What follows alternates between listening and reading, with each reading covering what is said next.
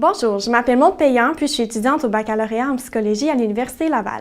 J'ai le plaisir de vous présenter une étude innovante qui consiste à l'implantation d'une procédure d'évaluation informatisée auprès d'une clientèle présentant des difficultés au plan de la personnalité. Plus concrètement, les difficultés au plan de la personnalité ou troubles de la personnalité se définissent comme les manifestations durables d'expériences vécues et de conduites qui dévient notablement de ce qui est attendu dans la culture d'un individu. Ces manifestations se présentent dans au moins deux des domaines suivants, soit la cognition, l'affectivité, le fonctionnement interpersonnel et le contrôle des impulsions. On dénote 10 troubles de la personnalité qui affectent entre 2 et 14 % de la population. Ces difficultés affectent grandement le bien-être et le fonctionnement des individus, en plus d'être associées à des coûts individuels et sociétaux immenses. De nombreuses répercussions négatives sont associées à de telles difficultés, dont les comportements délictueux, des comportements hétéro-agressifs ou suicidaires et des hospitalisations répétées. Le Centre de traitement de Faubourg-Saint-Jean est une clinique surspécialisée dans l'évaluation et l'intervention auprès de gens souffrant de difficultés sur le plan de la personnalité de la région de Québec. C'est d'ailleurs dans ces milieux que l'étude a été menée.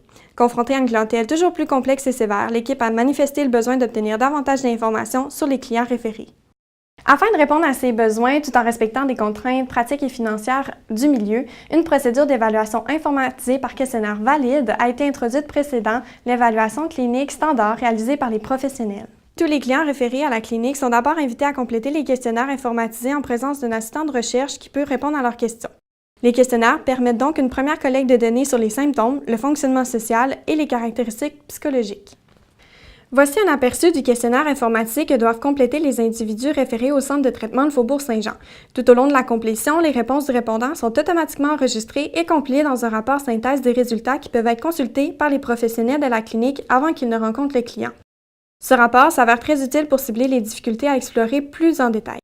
À la fin de la période d'administration, l'assistant de recherche demande à ce que les données soient utilisées de façon anonyme à des fins de recherche. Ce projet constitue une initiative technologique originale, simple, efficiente, peu coûteuse et qui aide au jugement clinique. Les données recueillies et servant à la recherche sont extrêmement riches et permettent d'obtenir un portrait plus précis de la clientèle, de cibler des besoins particuliers qui nécessiteraient une adaptation des services et une meilleure orientation des interventions. Elles permettent aussi de recueillir des données pour la validation et le développement de normes québécoises d'instruments novateurs en langue française. Le caractère longitudinal de la procédure permettra aussi à moyen terme d'évaluer les changements à la suite d'une modalité d'intervention et d'identifier les facteurs de risque associés au refus ou à l'abandon de service. L'étude a déjà permis de générer plusieurs résultats intéressants grâce notamment à un taux de participation à la recherche très élevé, soit 91 %.